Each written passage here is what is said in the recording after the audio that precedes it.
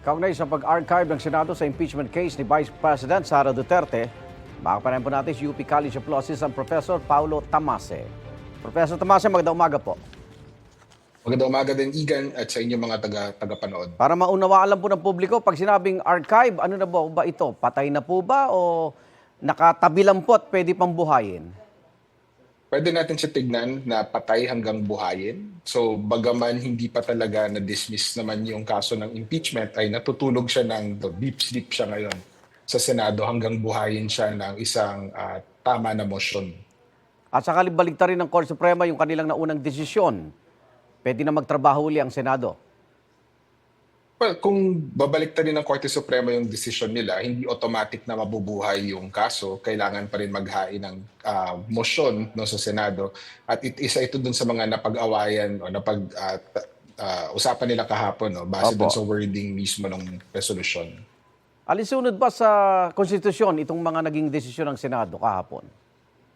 Sa palagi ko, alinsunod siya doon sa karapatan at kapangyarihan ng Senado bilang isang institusyon. Ngunit hindi siguro to alinsunod doon sa prinsipyo ng pananagutan at pagbibigay ng espasyo doon sa Supreme Court upang mabigyan muna ng second look yung desisyon nila doon sa Duterte versus House of Representatives. Opo. So ano ang mga susunod na hakbangin ng Senado na aabangan ng publiko?